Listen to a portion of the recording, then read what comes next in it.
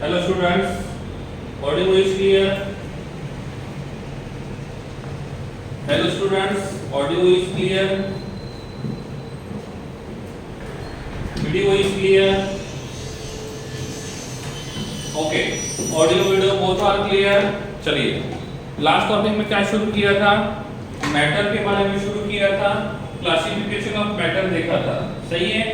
Matter और classification of matter यहाँ तक हो गया था, क्लियर है? मिक्सचर हो गया था, प्योर सब्सटेंस हो गया था।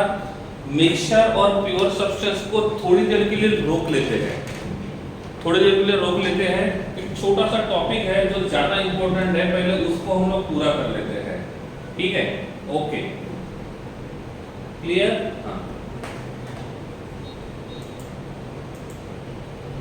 ना फर्स्ट ऑफ ऑल मैं आपको पूछता हूँ, हाइड्रोजन का सिंबल क्या है?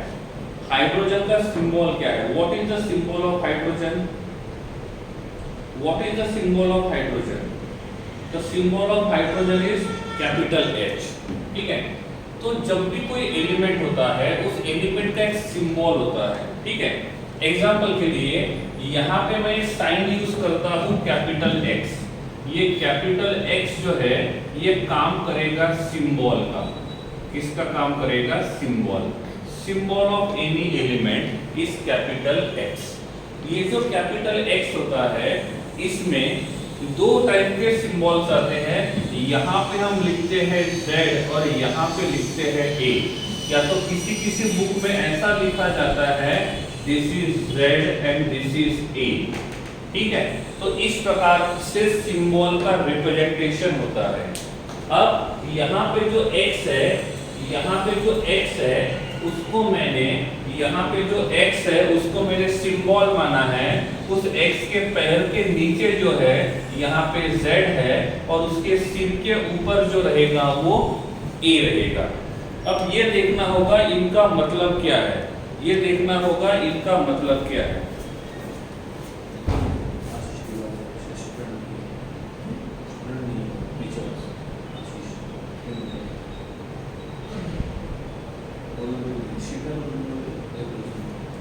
ठीक है? हाँ, तो यहाँ पे जो Z होता है, इस Z का मतलब होता है एटॉमिक नंबर। Z का मतलब होता है एटॉमिक नंबर, ठीक है? और Z इक्वल्स टू होते हैं total number of protons, total number of protons, ठीक है? तो Z का मतलब होता है टोटल नंबर ऑफ प्रोटॉन्स। यहाँ पे जो A है, इस A का मतलब होता है एटॉमिक मास नंबर। इसका मतलब होता है एटॉमिक मास नंबर। तो A का मतलब होता है एटॉमिक मास नंबर। जैसे Z का मतलब होता है टोटल नंबर ऑफ प्रोटॉन, वैसे ही A का मतलब होता है total number of proton plus neutron. क्या होता है? Total number of proton plus neutron, ठीक है? क्लियर? तो इस प्रकार से हम यहाँ पे बोल सकते हैं कि यहाँ पे ये रहेगा सिंबल, पैर के नीचे रहेगा 1 Z और पैर के ऊपर रहेगा A। नीचे जो लिखा हुआ है एटॉमिक नंबर, अपर साइड में जो लिखा हुआ है वो atomic mass number. Atomic number का सिंबल Z है। Z का मतलब होता है टोटल नंबर ऑफ प्रोटॉन्स। यहाँ पे A का मतलब होता है एटॉमिक मास नंबर और A का फॉर्मूला है P plus N, where P stand for proton and N stand for neutron. इसको यूज कैसे करेंगे वो मैं आपको बताता हूँ, ठीक है? अब एग्जांपल के लिए मैं यहाँ पे लिखता हूँ कार्बन। यहाँ पे मैंने लिखा कार्बन, कार्बन के पैर के नीचे लिखा हुआ है 6 और यहाँ लिखा हुआ है 12, ठीक है? तो यहाँ पे जो C है, C is the symbol of carbon. C is the symbol of carbon. इस C का एटॉमिक नंबर कितना है? इस C का एटॉमिक नंबर कितना है? तो कार्बन का एटॉमिक नंबर रहेगा 6 और एटॉमिक मास नंबर जो रहेगा वो रहेगा 12, ठीक है? तो हर सिंबल के नीचे में जो होता है वो एटॉमिक नंबर होता है और उसके अपर साइड में जो होता है वो एटॉमिक मास नंबर होता है। समझ में आ रहा है? Atomic number, atomic mass number both are different. Atomic number का मतलब होता है नंबर ऑफ प्रोटॉन और एटॉमिक मास नंबर का मतलब होता है total number of proton plus neutron. ठीक है। अब मैंने बोला यहाँ पे कार्बन के बारे में, तो कार्बन के लिए Z का वैल्यू कितना होगा? कार्बन के लिए Z का वैल्यू कितना होगा? कार्बन के लिए Z का वैल्यू कितना होना चाहिए? एनीवन? कार्बन के लिए Z का वैल्यू कितना होना चाहिए? तो कार्बन के लिए Z का वैल्यू 6 होना चाहिए। कार्बन के लिए Z का वैल्यू 6 होना चाहिए। अब मैंने पूछा कार्बन के लिए A का वैल्यू कितना रहेगा? कार्बन के लिए A का वैल्यू कितना रहेगा? तो कार्बन के लिए जो A का वैल्यू रहेगा वो रहेगा 12। कार्बन के लिए A का वैल्यू रहेगा 12। अब मैंने पूछा इस कार्बन के ऊपर चार्ज कितना है? इस कार्बन के ऊपर चार्ज कितना है? कार्बन के ऊपर चार्ज कितना है? कोई बता सकता है? कार्बन के ऊपर चार्ज कितना है? कार्बन के ऊपर यहाँ पे जो चार्ज रहेगा वो चार्ज कितना रहेगा? 0 रहेगा। और जब कार्बन के ऊपर चार्ज 0 रहेगा इसका मतलब ये carbon is electrically neutral. So this carbon will be electrically neutral. ठीक है। अब मुझे बताओ इस कार्बन के पास टोटल नंबर ऑफ प्रोटॉन्स कितने रहेंगे? इस कार्बन के पास टोटल नंबर ऑफ प्रोटॉन्स कितने होने चाहिए? तो इस कार्बन के पास total number of protons will be 6। कैसे पता चला? जितना एटॉमिक नंबर होता है उतने ही नंबर ऑफ प्रोटॉन्स रहेंगे। अब मुझे बताओ इसके पास टोटल नंबर ऑफ इलेक्ट्रॉन्स कितने रहेंगे? इसके पास टोटल नंबर ऑफ इलेक्ट्रॉन्स कितने रहेंगे? तो इसके पास टोटल नंबर ऑफ इलेक्ट्रॉन्स रहेंगे 6। टोटल नंबर ऑफ इलेक्ट्रॉन्स रहेंगे 6। तो अब मुझे बताओ इसके पास नंबर ऑफ न्यूट्रॉन्स कितने रहेंगे? इसके पास नंबर ऑफ न्यूट्रॉन्स कितने रहेंगे? तो नंबर ऑफ न्यूट्रॉन्स फाइंड करने का फॉर्मूला क्या है? ये वाला फॉर्मूला यूज करेंगे। हमारे पास फॉर्मूला है A equals to P plus N। हमारे पास फॉर्मूला है A equals to P plus N। आप मुझे बताओ A का वैल्यू कितना है? आप मुझे बताओ A का वैल्यू कितना है? तो यहाँ पे जो A का वैल्यू है वो 12 है। A का वैल्यू कितना है? 12। अब देखेंगे P का वैल्यू कितना है? P का मतलब होता है नंबर ऑफ प्रोटॉन। तो इसके पास नंबर ऑफ प्रोटॉन कितने हैं? सो number of protons will be 6। Number of protons will be 6। और अब हमको ढूंढने हैं नंबर ऑफ न्यूट्रॉन्स। अब हमको ढूंढने हैं number of neutrons. Therefore number of neutrons equals to 12 minus 6। तो आंसर विल बी 6। इसका मतलब इस कार्बन के पास टोटल नंबर ऑफ न्यूट्रॉन्स कितने होने चाहिए? टोटल नंबर ऑफ न्यूट्रॉन्स होने चाहिए 6। तो नंबर ऑफ प्रोटॉन 6 रहेंगे, नंबर ऑफ इलेक्ट्रॉन 6 रहेंगे, नंबर ऑफ न्यूट्रॉन 6 रहेंगे। जिन लोगों को ये समझ में आ गया है कि इलेक्ट्रॉन, प्रोटॉन और न्यूट्रॉन कैसे कैलकुलेट किया है वो हैंड रेस करेंगे। जिनको समझ में नहीं आया वो डाउट करके चैट में लिखेंगे। जिन लोगों को यह समझ में आ गया है कि इलेक्ट्रॉन, प्रोटॉन, न्यूट्रॉन कैसे कैलकुलेट किया है वो हैंड रेस करेंगे। जिनको समझ में नहीं आया है वो चैट बॉक्स में लिखेंगे डाउट करके। ओके, इनमें से किसी ने अभी तक डाउट नहीं लिखा है इसका मतलब किसी को कोई डाउट नहीं है। ठीक है, चलो ये था हमारा example number 1। This is our example number 1। This is our example number 1। ठीक है, अब एग्जांपल नंबर 1 के बाद आगे बढ़ते हैं और अब मैं यहाँ पे लिखता हूँ मेरे पास एग्जांपल नंबर 2 है। This is nitrogen.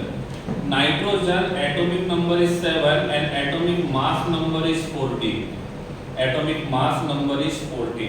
ठीक है, इधर कर दो।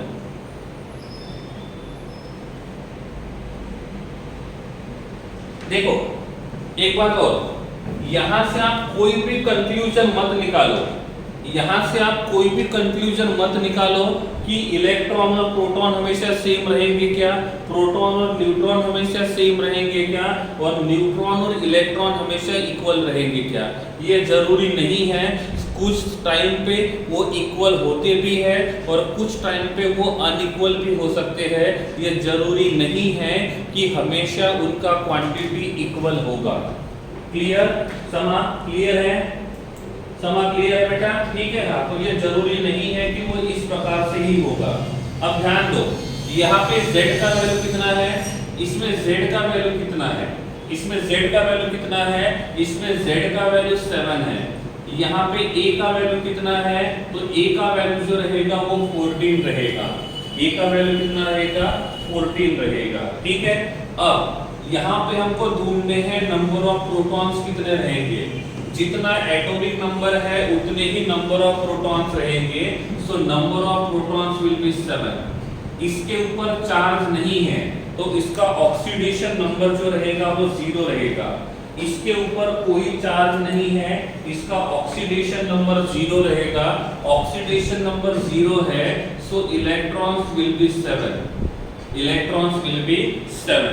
अब क्या ढूंढना है, अब क्या ढूंढना है हमको, वो है to calculate the number of neutron. तो फॉर्मूला कौन सा है, A equals to P plus N।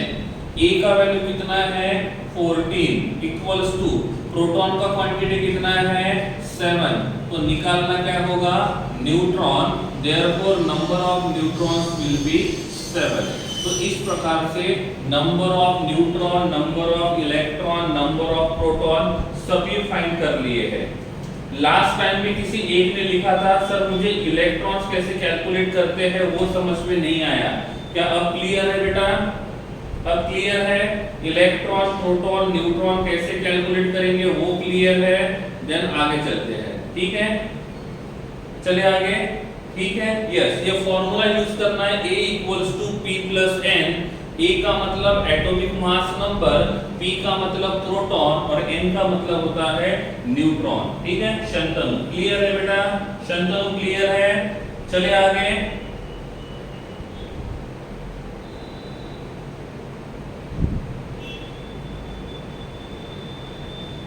Okay चलो आगे बढ़ते हैं। ठीक है, नंबर 3 में यहां पे लिखता हूं O-2, यहां 8 और यहां पे 16। दिस वन, इसके पास टोटल इलेक्ट्रॉन कितने हैं, प्रोटॉन कितने हैं, न्यूट्रॉन कितने हैं वो कैलकुलेट करने हैं।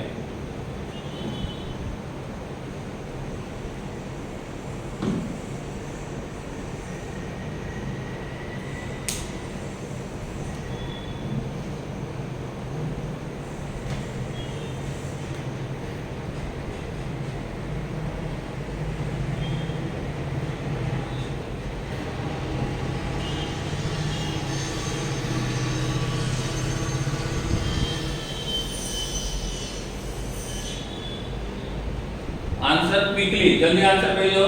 इलेक्ट्रॉन, प्रोटॉन, न्यूट्रॉन सब कुछ फाइंड करना है। इलेक्ट्रॉन, प्रोटॉन, न्यूट्रॉन्स कितने रहेंगे वो फाइंड करने हैं।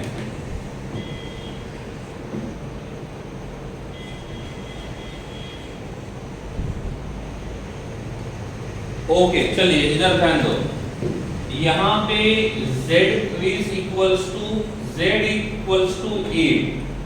Z का वैल्यू 8 है and A equals to 16। The value of A is 16। और जितना Z का वैल्यू होता है same number of protons will be there, so number of protons will be 8। इसके ऊपर ओवरऑल चार्ज कितना है -2। ओवरऑल चार्ज -2 का मतलब होता है उसने 2 इलेक्ट्रॉन्स गेन किए, उसने 2 इलेक्ट्रॉन्स गेन किए, so number of electrons will be 10। Number of electrons will be 10। अब क्या ढूंढने हैं, नंबर ऑफ न्यूट्रॉन। तो फॉर्मूला क्या है, A equals to P plus N। Formula क्या है, A equals to P plus N। A का वैल्यू कितना है 16, P का वैल्यू कितना है 8, तो N का वैल्यू कितना रहेगा। तो यहाँ पे नंबर ऑफ न्यूट्रॉन्स का क्वांटिटी कितना रहेगा 8 रहेगा। नंबर ऑफ न्यूट्रॉन्स का क्वांटिटी कितना रहेगा 8 रहेगा। ठीक है, समझ में आ गया है, समझ में आ गया है तो हैंड रेज करो, नहीं समझा है तो चैट बॉक्स में लिखो।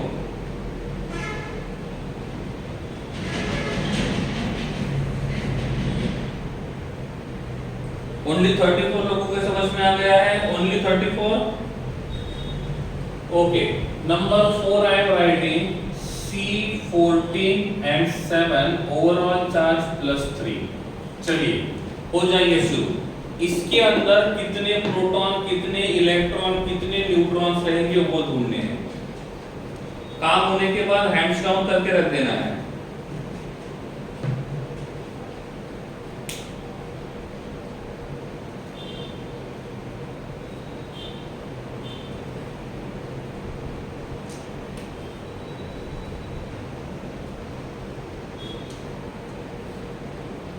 number of protons, number of electrons, number of neutrons.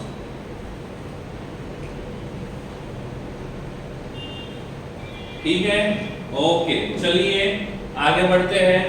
इसमें z का वैल्यू कितना रहेगा? z equals to 7 and a equals to 14, a equals to 14, ठीक है। सो नंबर ऑफ प्रोटॉन्स कितने रहेंगे? Number of protons will be 7, number of electrons कितने रहेंगे? 4 एंड नंबर ऑफ न्यूट्रॉन्स कितने रहेंगे? 7। समझ में आ गया है? सो प्रोटॉन 7, इलेक्ट्रॉन 4 एंड न्यूट्रॉन 7।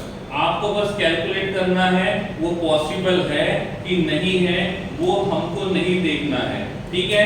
इसको चेंज कर दिया नंबर 5, यहां लिख दिया C6, यहां लिख दिया C13, overall charge -2, C6 13 overall charge -2।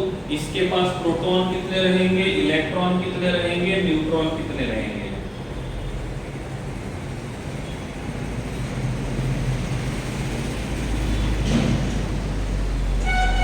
ठीक है, okay.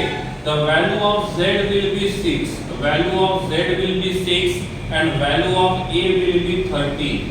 Value of Z is 6, so number of protons will be 6. Number of electrons should be 8. Number of electrons should be 8, and number of neutrons should be 7. So these are the number of proton, electron, and neutron. ठीक है, देखो यहाँ पे जो एक atom है, यहाँ पे जो एक एटम है, इस एटम का जो मास होता है इसको बोलते हैं एटॉमिक मास। यहाँ पे जो एक एटम है, इस एक एटम का जो मास है उस एटम को बोलेंगे एटॉमिक मास। एक एटम का जो मास होता है, एक एटम का जो मास होता है उस एटम को, एटम के मास को बोलते हैं एटॉमिक मास। लेकिन जब हम किसी मॉलिक्यूल की बात करें, जब हम किसी मॉलिक्यूल की बात करेंगे तो उसको हम बोलेंगे मॉलिक्यूलर मास। उसको हम लोग क्या बोलेंगे? Molecular mass. अब हम लोग डायरेक्टली ये टॉपिक क्यों पढ़ रहे हैं उसका रीजन है, क्योंकि आपको मैंने बोला था 1 से लेकर 20 जो एलिमेंट्स है उनका एटॉमिक नंबर याद रखना है।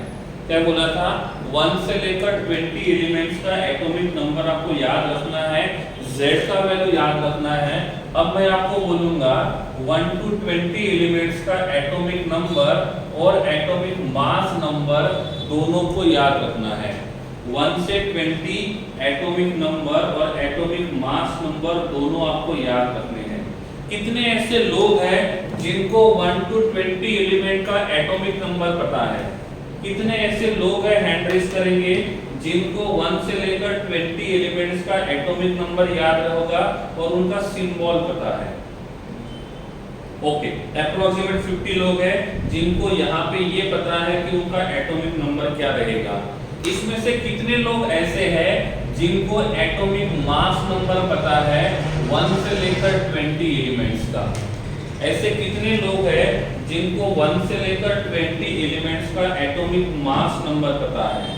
अब देखो 50 से वो 20 की तरफ आ रहा है, 50 से 20 की तरफ आ रहा है, तो 25 लोग ऐसे हैं जिनको एटॉमिक मास नंबर पता है। जो हैंड रेज करेंगे उनको क्वेश्चन पूछ सकता हो, तो हैंड रेज तभी करना है जब आपको एटॉमिक मास नंबर पता हो। जिन लोगों को एटॉमिक मास नंबर पता होगा वही हैंड रेज करेंगे। तो अभी तक 14 लोगों के हैंड रेज है। चलो 1 बाय 1 पूछता हूं मैं कि उनको एटॉमिक मास नंबर पता है कि नहीं पता है। ठीक है, तो क्वांटिटी गिर के हो गया 10 लोग, तो 10 लोग ही ऐसे हैं जिनको एटॉमिक मास नंबर पता है। जिन लोगों को एटॉमिक मास नंबर नहीं पता है वो लोग इस स्क्रीन को देख सकते हो। अभी आपके स्क्रीन के ऊपर कुछ आ रहा है? अभी आपके स्क्रीन के ऊपर कुछ दिखाई दे रहा है? अभी आपके स्क्रीन के ऊपर कुछ दिखाई दे रहा है? यस, क्या दिखाई दे रहा है? यहाँ पे पहले जो 20 एलिमेंट्स है, पहले जो 20 एलिमेंट्स है उन 20 एलिमेंट्स का एटॉमिक नंबर और एटॉमिक मास नंबर लिखा हुआ है। ठीक है, इनमें से आपके काम का atomic number, atomic mass number दोनों है। तो आप इसका स्क्रीनशॉट निकाल लो। आप इसका स्क्रीनशॉट निकाल लो, इसी स्क्रीनशॉट की जरूरत आपको पड़ेगी। आप इसका स्क्रीनशॉट निकाल लो, इसी स्क्रीनशॉट की जरूरत आपको पड़ेगी, क्योंकि एटॉमिक नंबर और एटॉमिक मास नंबर जो है वो दोनों आपको याद रखने हैं। एटॉमिक नंबर तो आपको पता है, अब एटॉमिक मास नंबर जो है ये भी आपको याद रखना है, ठीक है। ओके, कुछ लोग जो है वो स्क्रीन के ऊपर लिखने की कोशिश करेंगे। जैसे आप स्क्रीन के ऊपर लिखने की कोशिश करोगे तो आपका नाम भी यहाँ पे दिख जाएगा, ठीक है। और जैसे आपका नाम यहाँ पे दिख जाएगा तो आपको यहाँ से परमानेंटली रिमूव किया जाएगा, ठीक है। तो किसी प्रकार से कोई भी यहाँ पे आपको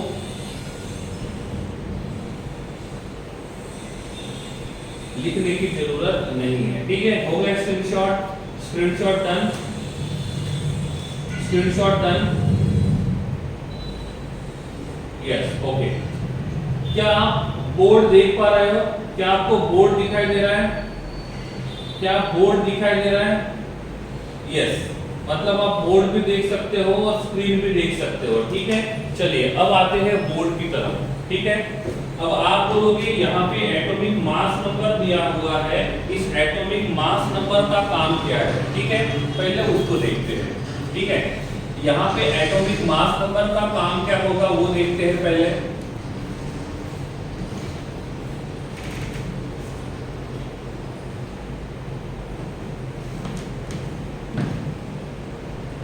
board is not visible, board visible है नहीं है। आपके पास दो विंडो होंगे, एक विंडो आपके स्क्रीन के ऊपर है और दूसरा जो विंडो रहेगा वो अल्ट्रा विजन जो है, आप उसके आईडी पे जाओ। आप अल्ट्रा विजन के आईडी पे जाओगे तो आपको बोर्ड दिखाई देगा। अल्ट्रा विजन के आईडी पे जाओगे तो आपको बोर्ड दिखाई देगा, ठीक है। तो आपको बोर्ड वहां से मिल जाएगा, क्लियर है ना? ओके, अब देखो ये दो बातों की तरफ ध्यान रखना है। जब एटम के बारे में रहेगा तो वो एटॉमिक मास रहेगा, और जब मॉलिक्यूल के बारे में रहेगा तो हम उसको बोलेंगे मॉलिक्यूलर मास। क्या बोलेंगे? Molecular mass. अब देखो नंबर 1 क्वेश्चन ऐसा है, CO2 एक मॉलिक्यूल है, CO2 एक मॉलिक्यूल है और इस मॉलिक्यूल का मास आपको फाइंड करना है। इस CO2 एक मॉलिक्यूल है और इसमें CO2 का जो मॉलिक्यूलर मास है, इस मॉलिक्यूलर मास को कैलकुलेट करना है। तो कैसे फाइंड करेंगे? इसको फाइंड करेंगे, पहले मुझे बताओ इसमें कितने टाइप के एटम्स है। इसमें कितने टाइप के एटम्स है? इसमें दो टाइप के एटम है, एक कार्बन है और दूसरा ऑक्सीजन है।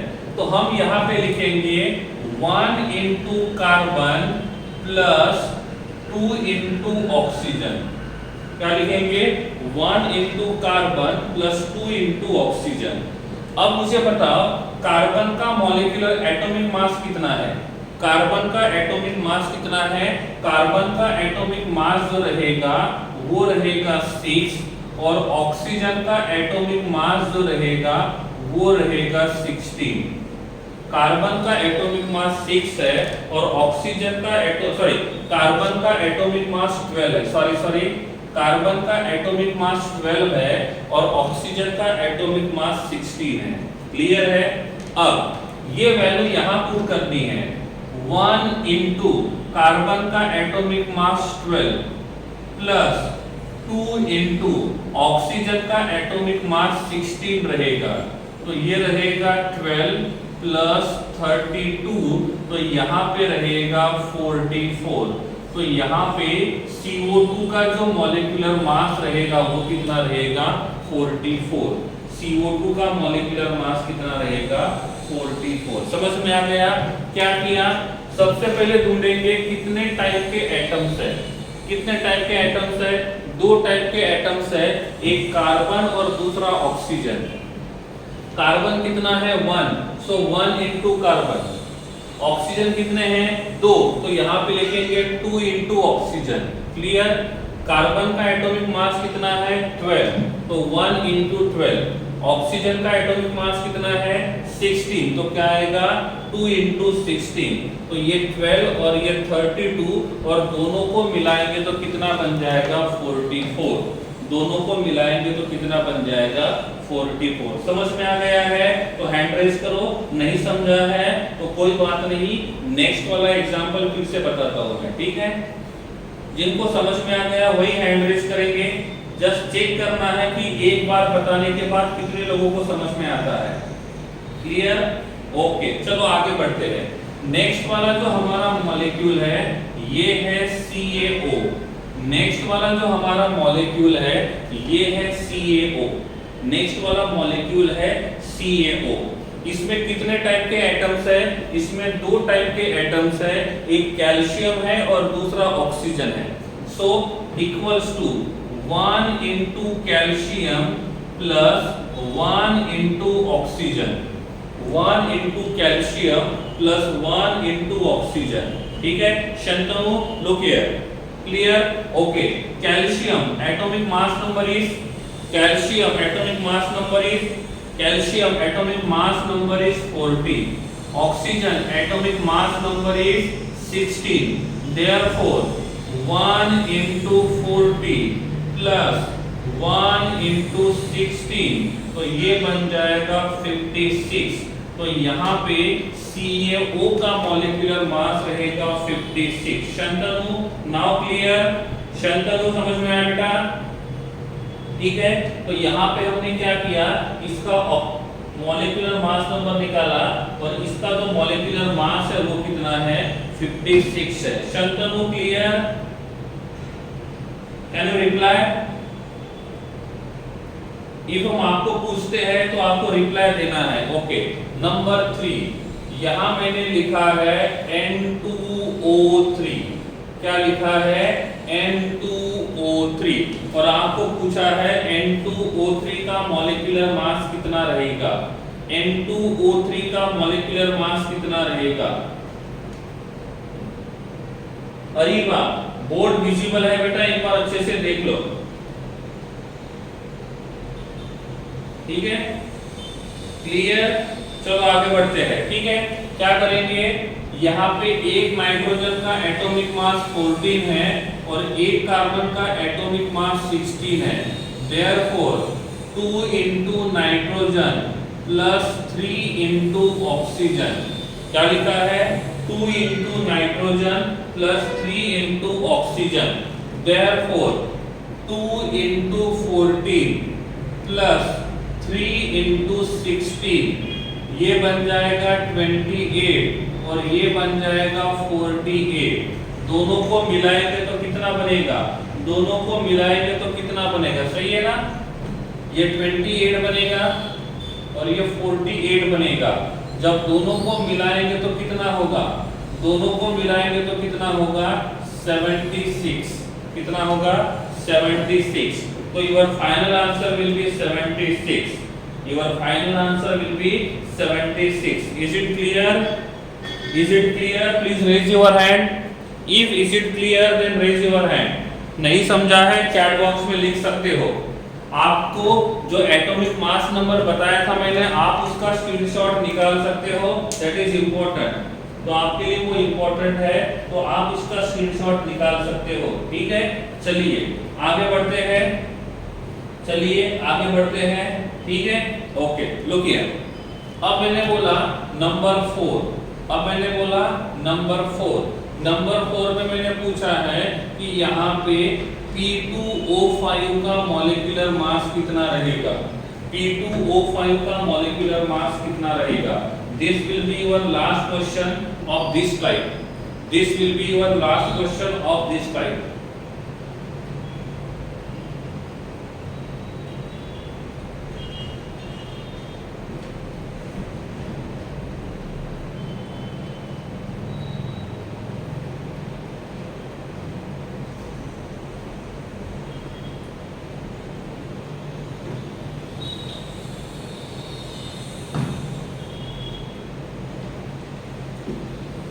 Write your answer in chat box.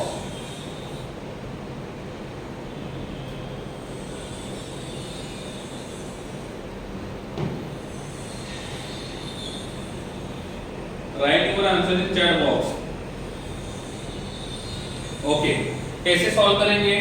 Solve करेंगे 2 into phosphorus plus 5 into oxygen, 2 into phosphorus plus 5 into oxygen, ठीक है।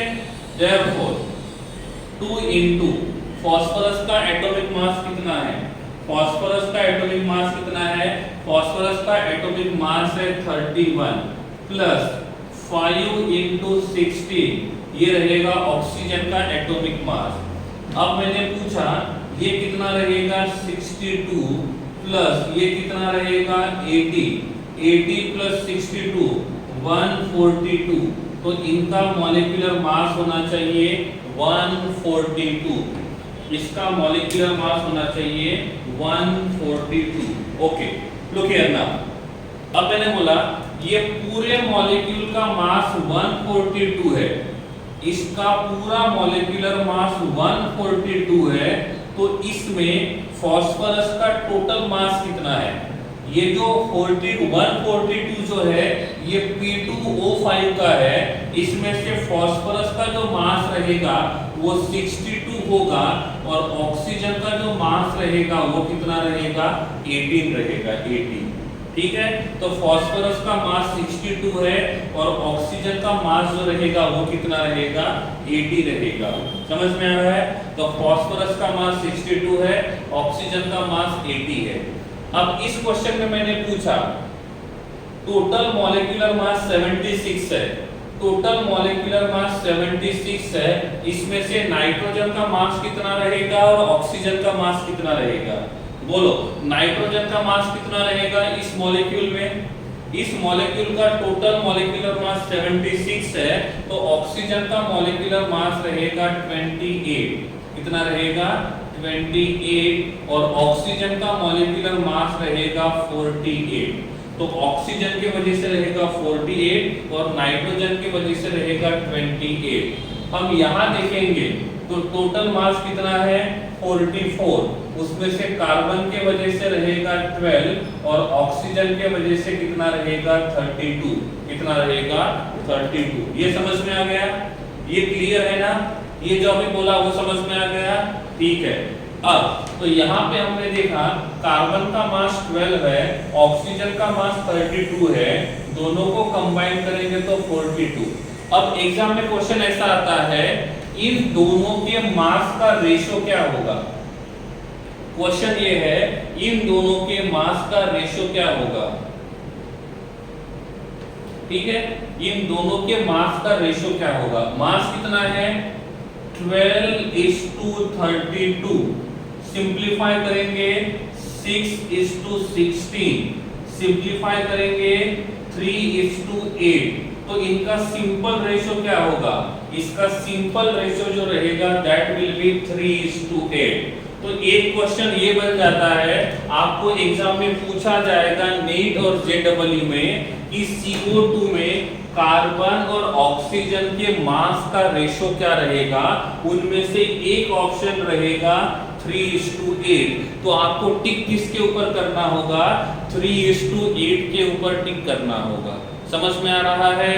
तो हमने पहले टोटल मॉलिक्यूलर मास ढूंढा, अब ये देख रहे हैं कि क्वेश्चन कैसे पूछा जाएगा, क्वेश्चन पूछा जाएगा इन दोनों के मॉलिक्यूलर मास का रेशो क्या है, तो इनके मॉलिक्यूलर मास का रेशो क्या है 3:8।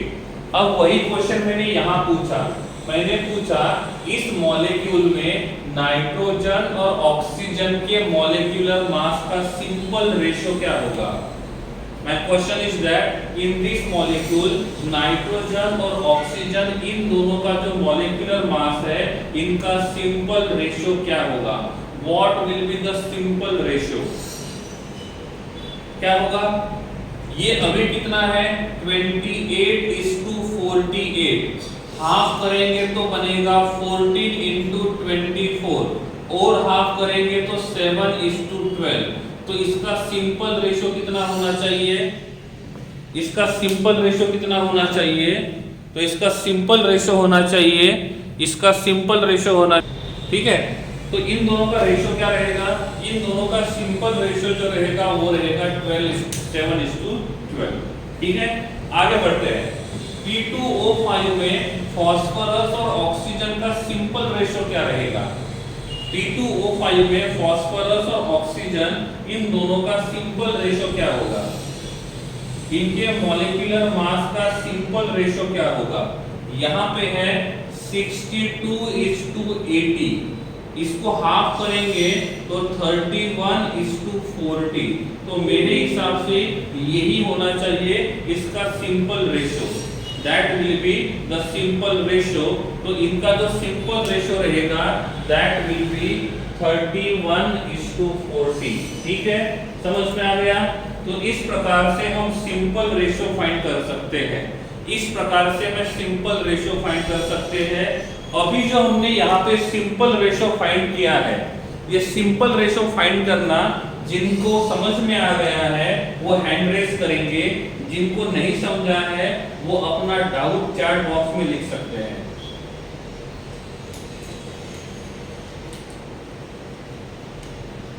ओनली 39 लोगों को समझ में आ गया? ओके, चलिए आगे बढ़ते हैं। अब इसी के ऊपर का एक क्वेश्चन क्लास वर्क बोल सकते हैं, इसको क्लास वर्क बोल सकते हैं।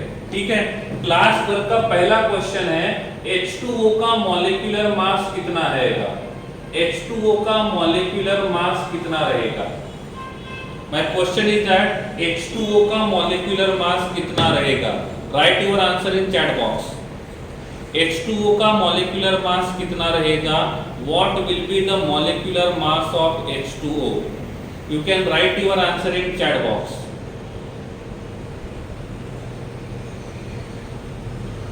Very good. H2O का मॉलिक्यूलर मास कितना रहेगा?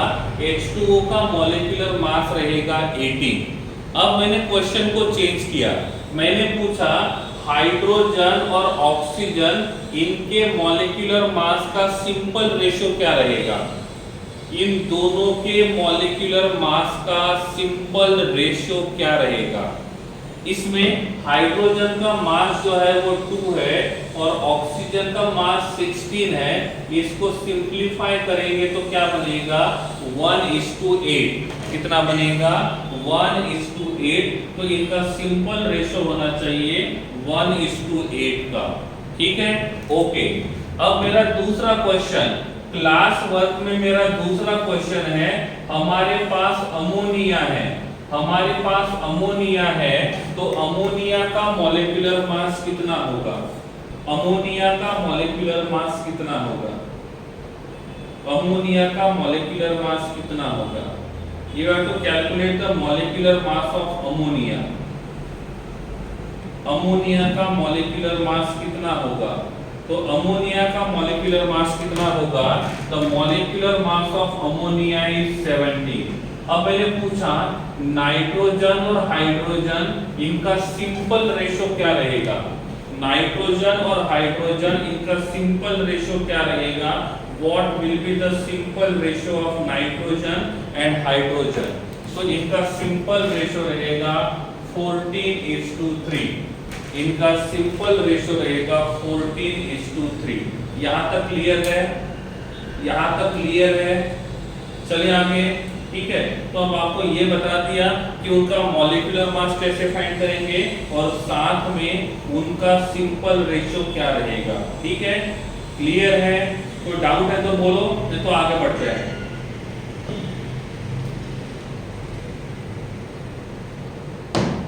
कोई डाउट है तो बोलिए, नहीं तो आगे बढ़ते हैं। Okay, no doubts, good. ठीक है, डाउट जल्दी पूछ लेने। नेक्स्ट वाला जो मैं आपको वर्ड बताने वाला हूं, इसको बोलते हैं एटोमिसिटी। इसको बोलते हैं एटोमिसिटी। एटोमिसिटी का वर्ड जितने लोगों ने पहले सुना है, जिन लोगों को एटोमिसिटी का मतलब पता है वो हैंड रेस करेंगे। हैंड रेस करने के टाइम पे एक बात का ध्यान रखना है, आपको पता है, समझ में आता है तो ही हैंड रेस करना है, क्योंकि आपका हैंड रेस यहाँ से है, ये दिखाई देता है, तो डायरेक्टली हम आपको क्वेश्चन पूछ सकते हैं। ठीक है, तो बी लॉयल। जिन लोगों को एटोमिसिटी का मतलब पता है वो हैंड रेस करेंगे, जिनको नहीं पता है वो हैंड्स डाउन कर सकते हैं। 3-4 लोगों के हैंड रेस है, स्मिथ, मेघा कुमारी, यथार्थ एंड दिया। आपको पता है इसका मतलब, देन ओनली हैंड रेज करना है, अदरवाइज अपना हाथ नीचे रख देना है। ठीक है, चलिए 3 लोगों को पता है, बाकी किसी को नहीं पता है, मैं आपको बोल देता हूं। एटॉमिसिटी का मतलब होता है number of atoms, number of atoms present, number of atoms present. अब मुझे बताओ NH3 में कितने एटम्स प्रेजेंट है? NH3 में कितने एटम्स प्रेजेंट है? अमोनिया में कितने एटम्स प्रेजेंट है? अमोनिया में 4 एटम प्रेजेंट है, एक नाइट्रोजन और 3 हाइड्रोजन, एक नाइट्रोजन और 3 हाइड्रोजन। तो अमोनिया में टोटल 4 एटम्स प्रेजेंट है, तो अमोनिया का एटॉमिसिटी बन जाएगा 4। अमोनिया का एटॉमिसिटी बन जाएगा 4, अमोनिया का एटॉमिसिटी बन जाएगा 4। अब मैंने पूछा H2O में कितने एटम्स है? H2O में कितने एटम्स है? तो H2O में टोटल कितने एटम्स है? So total number of atoms present in water is 3 and total number of atoms are 3 and that's why atomicity of water will be 3. I am asking about CaO. CaO का atomicity कितना होना चाहिए? CaO का atomicity कितना होना चाहिए? तो CaO का एटॉमिसिटी रहेगा 2। एटॉमिसिटी का मतलब होता है number of atoms present in molecule. जो भी कोई मॉलिक्यूल है उस मॉलिक्यूल के पास कितने एटम्स प्रेजेंट है। मैंने पूछा CO2 का एटॉमिसिटी कितना रहेगा? CO2 का एटॉमिसिटी कितना रहेगा? तो CO2 का एटॉमिसिटी होना चाहिए 3। CO2 का एटॉमिसिटी होना चाहिए 3 क्योंकि एक कार्बन और 2 ऑक्सीजन यहाँ प्रेजेंट है। मैंने पूछा N2O5 का एटॉमिसिटी कितना है? N2O5 का एटॉमिसिटी कितना है? तो N2O5 का एटॉमिसिटी कितना रहेगा? N2O3 तो N2O3 का एटॉमिसिटी कितना रहेगा? N2O3 का एटॉमिसिटी रहेगा 5, लेकिन मैं यहाँ लिखता हूँ N2O5, तो इसका एटॉमिसिटी रहेगा 7, इसका एटॉमिसिटी रहेगा 7। मैंने पूछा P2O5 का एटॉमिसिटी कितना है? P2O5 का एटॉमिसिटी कितना है? तो P2O5 का एटॉमिसिटी कितना रहेगा? 7। कितना रहेगा? 7। तो इसका एटॉमिसिटी जो रहेगा वो कितना रहेगा? 7। क्लियर है? एटॉमिसिटी क्लियर हुआ? तो एटॉमिसिटी का मतलब होता है number of atoms present in a molecule. जिन लोगों को एटॉमिसिटी का मतलब समझ में आ गया है वो हैंड रेज करेंगे, जिनको नहीं समझा है वो चैट बॉक्स में लिख सकते हैं, जिनको नहीं समझा है वो चैट बॉक्स में लिख सकते हैं। ओके, तो कुल मिला के अप्रोक्सीमेट नहीं समझ आया? शंतनु नहीं समझ आया? ओके, देखो बेटा शंतनु क्या करना है? शंतनु क्या करना है? अब देखो इस अमोनिया के पास कितने एटम्स है? शंतनु अमोनिया के पास कितने एटम्स है? पहले आप मुझे बताओ कितने टाइप के एटम्स है? कितने टाइप के एटम्स है? एक नाइट्रोजन और 3 हाइड्रोजन। अमोनिया के पास एक नाइट्रोजन और 3 हाइड्रोजन है। तो एक नाइट्रोजन 3 हाइड्रोजन दोनों को कंबाइन करेंगे तो कितने हो गए? 4। तो अमोनिया के पास कितने एटम्स है? अमोनिया के पास कितने एटम्स है? 4। और जब अमोनिया के पास एटम 4 रहेंगे तो इसका एटॉमिसिटी होना चाहिए 4। शंतनु अब देखो इस वाटर के पास कितने एटम्स है? वाटर के पास 2 हाइड्रोजन के एटम्स है और 1 ऑक्सीजन का एटम है। शंतनु तो टोटल कितने हो गए? 3। तो एक वाटर मॉलिक्यूल के पास 3 एटम्स है और इसीलिए उसका एटॉमिसिटी रहेगा 3। उसका एटॉमिसिटी रहेगा 3। क्लियर हुआ? शंतनु क्लियर है बेटा? ओके ठीक है। तो ये होता है एटॉमिसिटी, किस प्रकार से हम लोग कैलकुलेट कर सकते हैं। ठीक है, ओके चलो स्क्रीनशॉट निकालना होगा तो निकाल सकते हो, अदरवाइज बोर्ड को मैं क्लीन कर रहा हूं।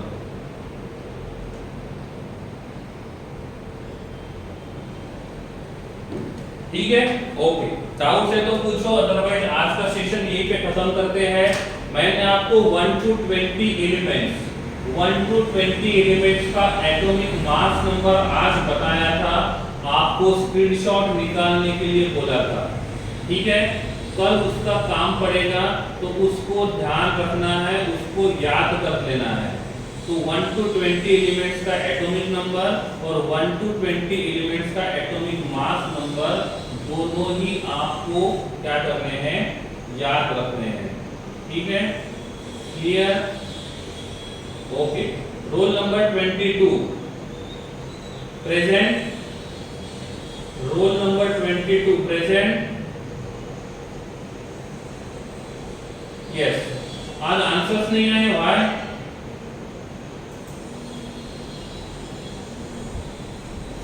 आपके आंसर चैट बॉक्स में नहीं दिखे भाई।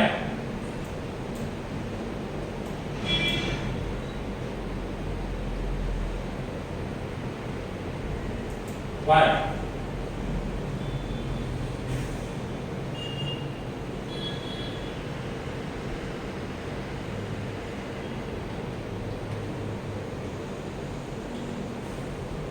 रोल नंबर 73, क्या आपने रिप्लाई दिया था?